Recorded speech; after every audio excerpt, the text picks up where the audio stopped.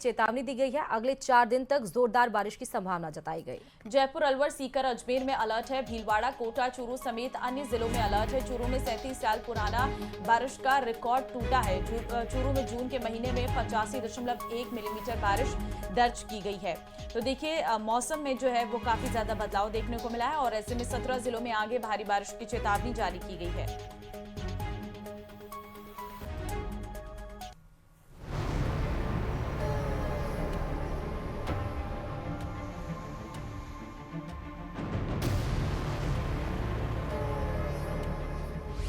कुदरत का कहर, डूबे शहर, बारिश, बाढ़ और जल सैलाब, मौसम की मार, मुश्किलें अपार।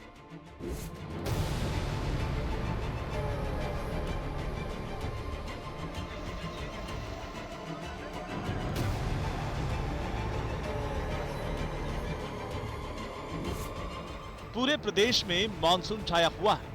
मौसम ने कई जिलों में मेहरबानी दिखाई है तो लोगों को गर्मी से राहत मिली, लेकिन प्रदेश के कई हिस्से ऐसे हैं जहां बादल तबाही बनकर बरस रहे हैं। कई जिलों में तो हालात बेकाबू हैं। मानसून की भयानक मार पड़ी है। कई जगहों पर शहरों में सैलाब है। तबाही की ये तस्वीरें चित्तौड़गढ़ की हैं, जहां बारिश की वजह से सड़कें जलमग्न हो गई, घुटनों तक पानी भरा है तो रावत भाटा इलाके के कई गाँव का संपर्क टूट गया है। इधर कपासन चौराहे के पास रेलवे पुलिया के नीचे बेड़च नदी का पानी तेज बहाव से बहने लगा है, जिसमें कई गाड़ियां फंस गईं। बारिश का पानी बढ़ते बढ़ते इतना बढ़ गया था कि कई गाड़ियां और बहुत सारी बसें फंस चुकी थी, जिसमें से हमने और हमारी टीम के लड़कों ने सबने और बच्चों को निकाला, बच्चों को निकाला। स्कूल की बस भी फंस चुकी थी, उसमें भी बच्चे थे काफ़ी सारे, उनको भी निकाला है। जिनके एम्प्लॉय की बस थी उनको भी हमने निकाला है। भीलवाड़ा में भी बादल जमकर बरस रहे हैं। शहर गांव पानी पानी हो गए। जिले में ज्यादातर सड़कों पर बारिश के पानी ने कब्जा कर लिया है। प्रसिद्ध महादेव के तीर्थ स्थल त्रिवेणी संगम पर अद्भुत दृश्य देखने को मिला। तीनों नदियां उफान पर हैं। मानो भगवान शिव का जलाभिषेक करने के लिए शिवलिंग तक पहुंची हों। इस अद्भुत नजारे को लोग अपने कैमरों में कैद कर रहे हैं। कई सालों के बाद त्रिवेणी संगम पर ऐसा नजारा देखने को मिला। हालांकि शहर के कई निचले इलाकों में जलभराव से जनजीवन प्रभावित है। कभी धीरे और कभी तेज बारिश ने जनजीवन को अस्त व्यस्त कर दिया है। बारिश ने सड़कों को दरिया बनाने के साथ ही प्रशासन की भी पोल खोल दी है। शहर का ड्रेनेज सिस्टम हर साल की तरह इस बार भी फेल नजर आया। नागौर, अजमेर, जोधपुर और ब्यावर, हर जगह हर शहर का एक जैसा ही हाल दिख रहा है। हर तरफ पानी ही पानी दिख रहा है। तो राजधानी जयपुर का भी हाल बारिश में बेहाल है। कई इलाकों में जलभराव अब एक स्थायी समस्या बन चुका है। हर बार की तरह इस बार भी बारिश शुरू होते ही हालात बिगड़ने लगे हैं। जलभराव ने लोगों की दिनचर्या को बुरी तरह प्रभावित कर दिया है। जलभराव के कारण मच्छरों और कीट पतंगों का प्रकोप भी बढ़ता है, जिससे डेंगू, मलेरिया और त्वचा संक्रमण जैसी बीमारियां पैदा होती हैं। आप देख सकते हैं कि राजधानी जयपुर के अंदर झालाना की ये कच्ची बस्ती, जो कि झालाना के जंगल से जुड़ी हुई है, जब बरसात होती है तो जल भराव यहाँ पर उफान पर होता है और बस्ती के अंदर पूरा पानी पहुंच जाता है। यहाँ पर नगर निगम ने और जिला प्रशासन ने मिलकर के परमानेंट मड पंप लगा रखा है। पास में ही बस्ती है। पिछले कुछ साल अगर देखा जाए तो लगातार बरसात के दौरान यहाँ कई बड़े हादसे दर्ज हुए, मौतें भी हुई। फिलहाल स्थानीय लोग हमारे साथ में मौजूद हैं। अभी क्या स्थिति है और किस तरह से परमानेंट कोई सोल्यूशन निकला समस्या का? नहीं, परमानेंट तो कोई सोल्यूशन नहीं निकला है, लेकिन अभी तो सामान्य हालत है ना। जो करीबन 4-5-6 दिन से मतलब कि मनपन तो लगा है, लेकिन जैसे ही बारिश आ जाती है तो चालू कर देते हैं, वैसे वो बंद है अभी फिलहाल। तो क्या हालात होते हैं जब बरसात होती है? बारिश होती है जब यहाँ गंदगी रहती है, सूअर रहते हैं, पानी अंदर तक चल जाता है, बस्ती में आने जाने वालों के लिए परेशानी आती है। जबकि कोटा में लगातार हो रही बारिश के बाद चंबल नदी उफान पर है। चंबल नदी का जलस्तर बढ़ने के साथ ही कोटा बैराज से पानी की निकासी शुरू कर दी गई है। कोटा बैराज के 5 गेट खोलकर पानी छोड़ा जा रहा है। कोटा बैराज की तस्वीरें देख सकते हैं, जहां पर ये 5 गेट खुले हुए हैं और करीब करीब 80,000 क्यूसेक पानी कोटा बैराज से। बड़ी खबर के साथ करते हैं। केंद्र सरकार ने आईपीएस राजीव शर्मा को रिलीव कर दिया है। आज जयपुर पहुंचेंगे 1990 बैच के आईपीएस राजीव शर्मा। आज सरकार कर सकती है डीजीपी नाम की घोषणा भी। डीजीपी के पैनल में सबसे आगे चल रहा था राजीव शर्मा का नाम। 2 दिन पहले राज्य सरकार ने केंद्र को पत्र लिखा था, राजीव शर्मा को रिलीव करने के लिए पत्र लिखा गया था। तो आखिरकार डीजीपी की घोषणा आज हो सकती है और सबसे आगे चल रहा था राजीव शर्मा का नाम। ऐसे में डीजीपी के पद की जिम्मेदारी नई राजीव शर्मा संभालने जा रहे हैं। तो एक बार फिर से राजस्थान को नया डीजीपी मिलने जा रहा है। 1990 बैच के आईपीएस राजीव शर्मा आज जो है जिम्मेदारी निभाते हुए नजर आएंगे। आज बताया जा रहा है कि उन्हें क्योंकि कल रिलीव कर दिया गया था, जिसके लिए पत्र भी लिखा गया था। विष्णु संवाददाता हमारे साथ फोन लाइन पे हैं। विष्णु, आज राजीव शर्मा क्या अपना कार्यभार संभाल लेंगे? देखिए, सबसे पहले मैं आपको बताऊं कि कल दिन भर ये चलता रहा कि राज्य सरकार आखिरकार कब डीजीपी के नियुक्ति की घोषणा करेगी और कब राजीव शर्मा डीजीपी बनेंगे। लेकिन कल केंद्र सरकार से वे रिलीफ हुए आधिकारिक तौर पर, जिसके बाद आईपीएस यानी 1990 बैच के आईपीएस राजीव शर्मा आज जयपुर पहुंचेंगे।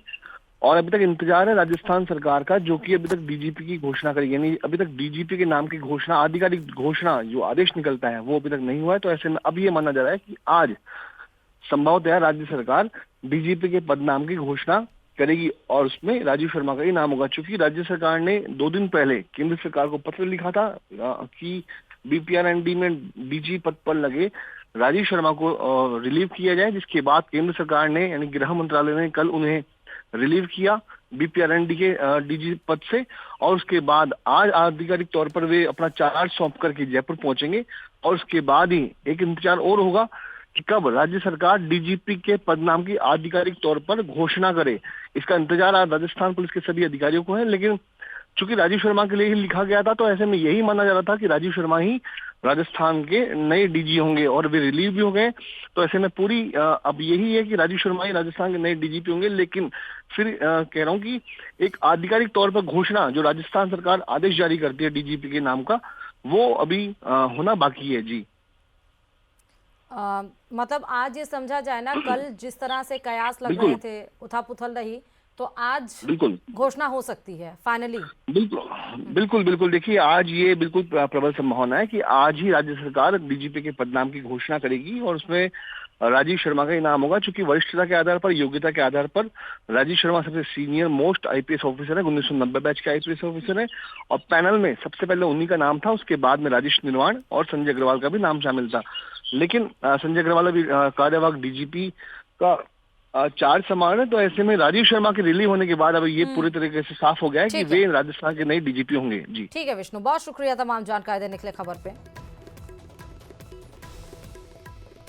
और एक और बड़ी खबर आपको बताते चले, मुख्यमंत्री भजनलाल शर्मा का प्रस्तावित कार्यक्रम आज सवाई माधोपुर जाने का है। बालेर गांव का दौरा करेंगे सीएम। आपको जानकारी दे दें कि जन कल्याणकारी शिविर का अवलोकन करेंगे सीएम भजनलाल। लाभार्थियों से संवाद भी करने वाले हैं। तो सीएम का सवाई माधोपुर का आज का ये दौरा बेहद अहम माना जा रहा है। और आपको जानकारी दे दें कि सीएम अपने इस दौरे में कई जन कल्याणकारी योजनाओं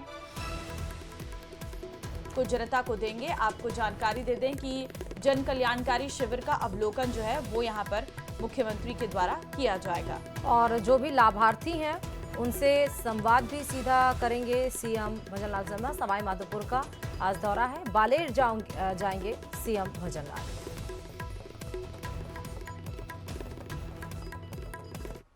नागौर सांसद हनुमान बेनीवाल के घर का बिजली कनेक्शन काट दिया गया है, जो कि उनके भाई प्रेम सुख बेनीवाल के नाम पर था, जिस पर पिछले 6 साल से 11,61,545 रुपया का बकाया चल रहा था। वहीं अब इस पर सियासत भी होने लगी है। दिखाते हैं पूरा मामला इस रिपोर्ट में।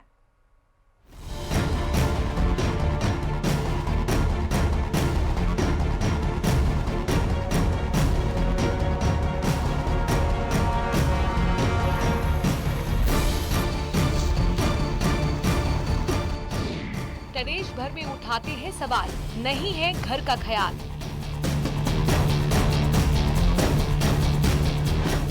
छह साल से नहीं भरा बिजली बिल।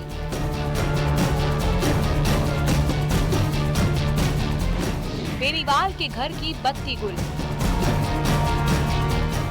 आरएलपी अध्यक्ष और नागौर से सांसद हनुमान बेनीवाल सरकार पर सवाल उठाते नहीं थकते, लेकिन शायद उन्हें अपने ही घर का ख्याल नहीं है, तभी तो उनके मकान में अंधेरा पसरा हुआ है। कारण है बिजली बिल जमा नहीं किया गया, जिस पर बिजली विभाग ने एक्शन लिया और कनेक्शन काट दिया।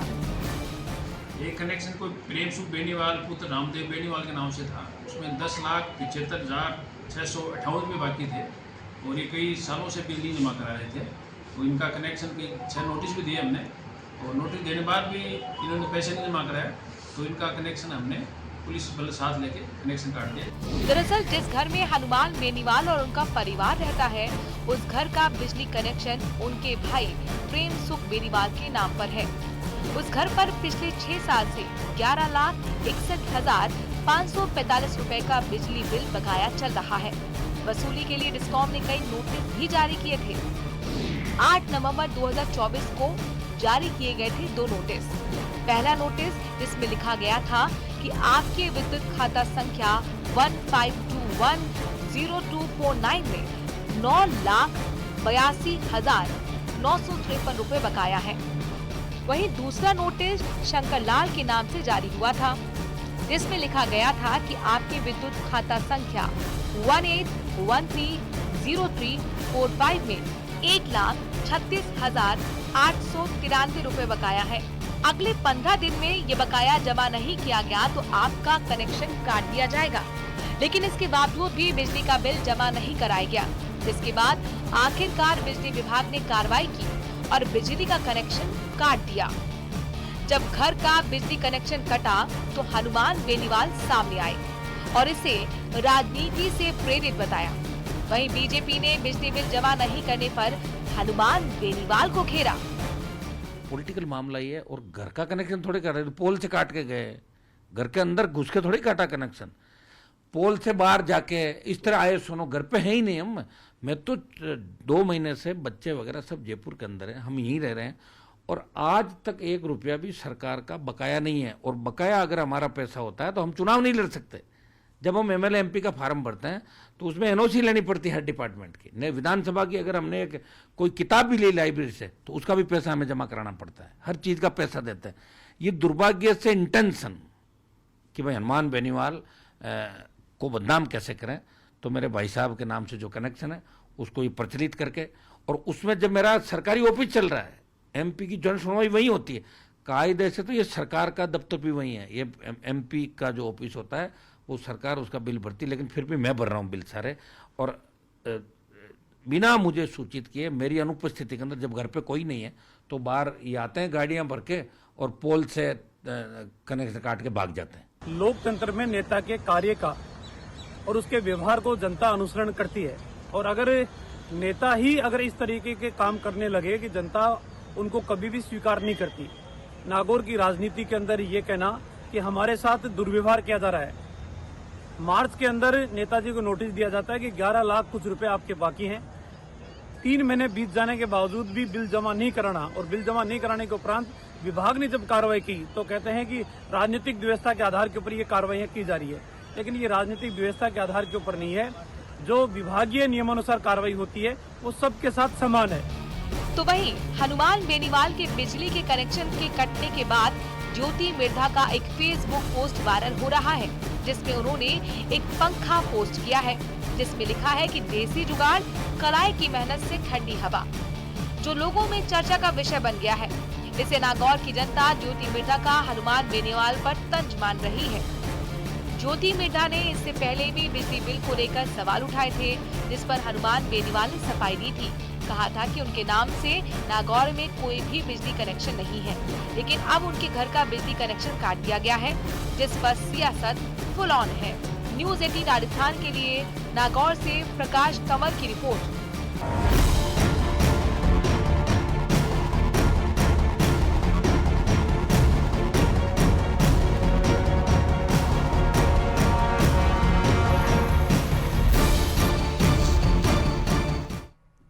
और चलिए खबरों में आगे बढ़ते हैं। बड़ी खबर आपको दे रहे हैं, प्रदेश की 247 मंडियों में व्यापारिक बंद खत्म हो जाएगा। मुख्यमंत्री भजनलाल शर्मा से व्यापारिक संगठनों के पदाधिकारी ने मुलाकात भी की है।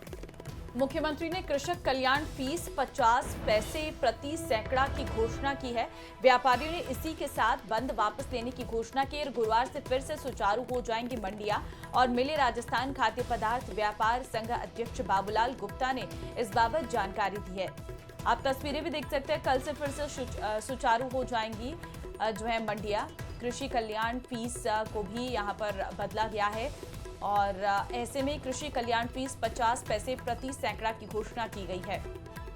247 मंडियों में व्यापारिक बंद खत्म हो रहा है। मुख्यमंत्री से व्यापारिक संगठनों के पदाधिकारियों ने मुलाकात की है। जयपुर के महारानी कॉलेज में 3 मजारों के निर्माण को लेकर विवाद खड़ा हो गया। मामले का खुलासा करने पर वाले परकोटा संरक्षण समिति के अध्यक्ष भरत शर्मा ने इसे लैंड जिहाद करार दिया है और इस पूरे प्रकरण को लेकर एक सुनियोजित षड्यंत्र भी बताया जा रहा है। देखिए इसी पर यह रिपोर्ट।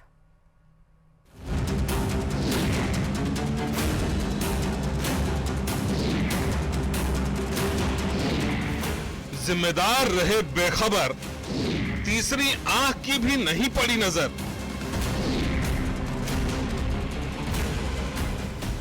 जयपुर के महारानी कॉलेज में रातों रात बन गई मजार।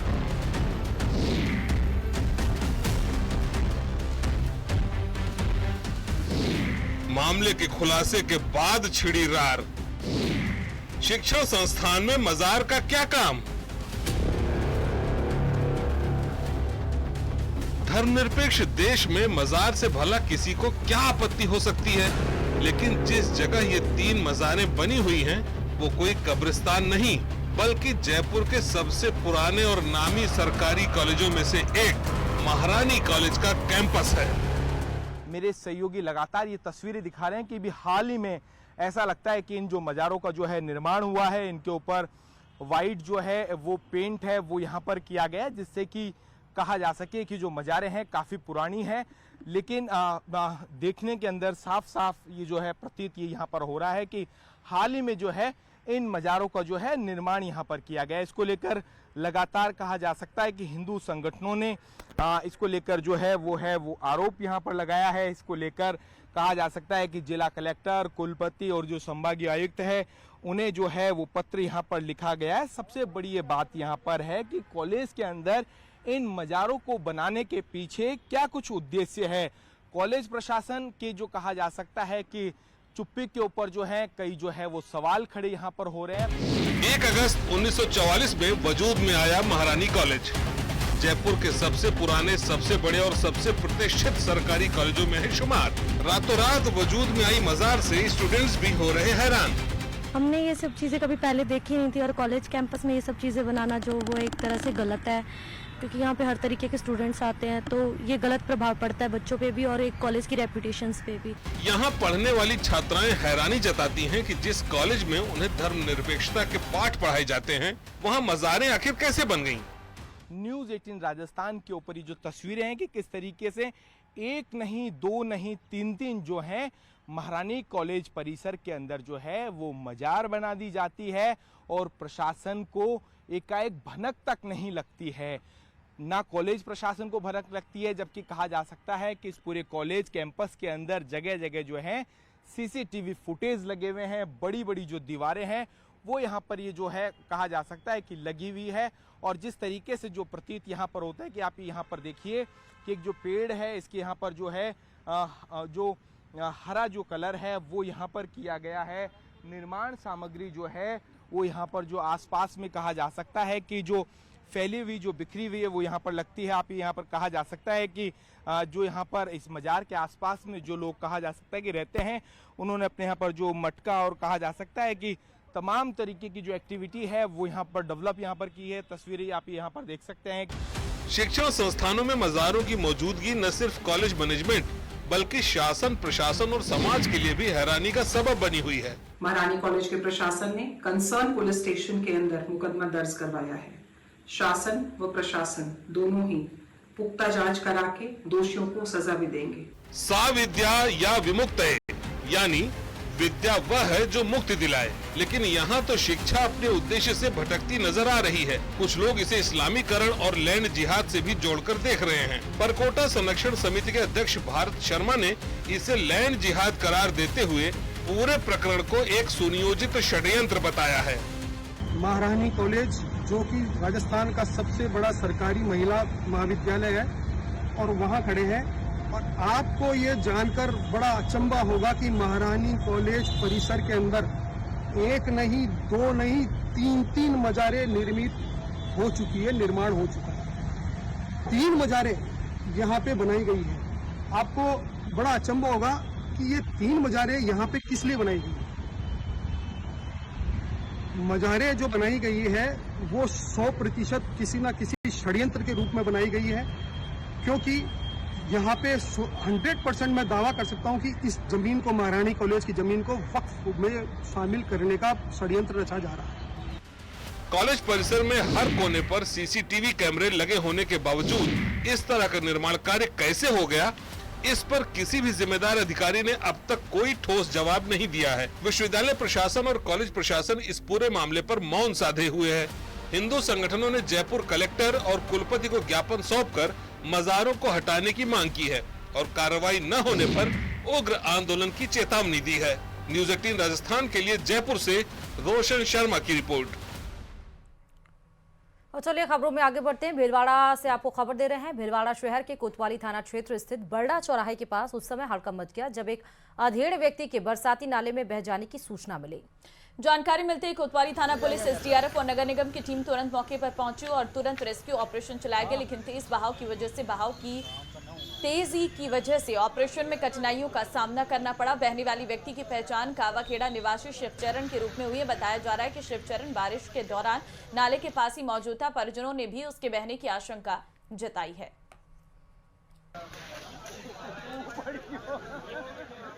बरड़ा चौराहे पर शहर के मध्य जगह स्थित है और आप देख सकते हैं किस प्रकार से यहाँ पे भारी भीड़ एकत्र है।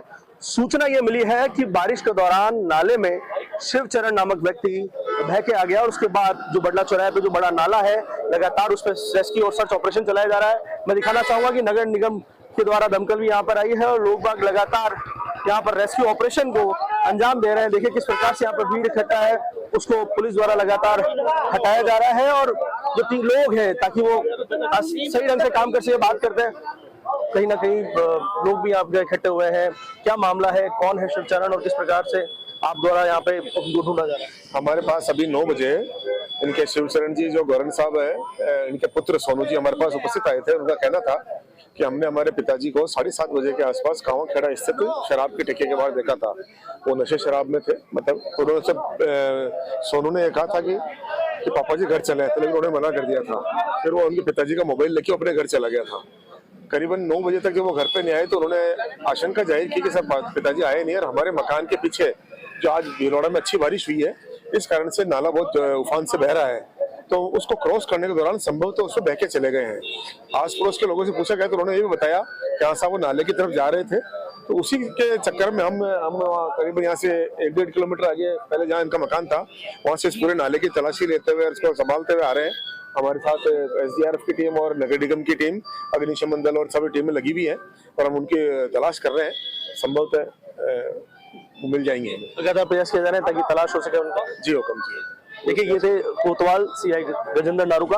आप देख सकते हैं किस प्रकार से ये जो नाला है, ये मुख्य नाला है शास्त्री नगर का और बड़ा नाला है और लगातार यहाँ पर आज पानी की आवक बहुत ज्यादा हुई थी। कहीं ना कहीं जो रेस्क्यू ऑपरेशन जो चलाया जा रहा है लोगों द्वारा और पुलिस द्वारा, ताकि जो व्यक्ति बह के आया है इस नाले में या जो बहा है उसे जल्दी ढूंढा जा सके। वीडियो जर्नलिस्ट शंकु सनाटी के साथ राहुल कौशिक, न्यूज़ 18 भीलवाड़ा।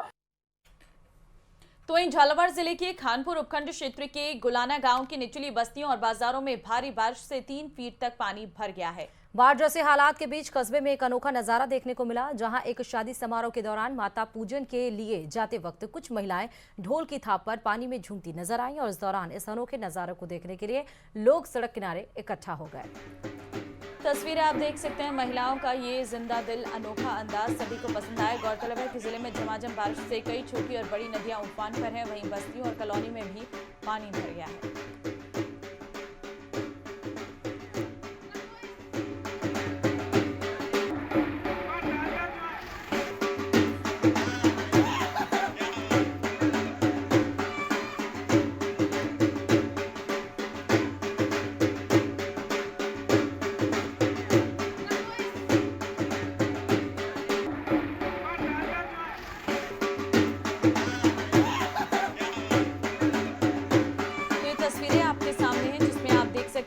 बारिश में किस तरीके से ये महिलाएं झूमती हुई नजर आ रही हैं, क्योंकि इस वक्त कई सारी नदी नाले जो हैं वो उफान पर हैं, जिसके चलते सड़कों पर पानी भर गया है।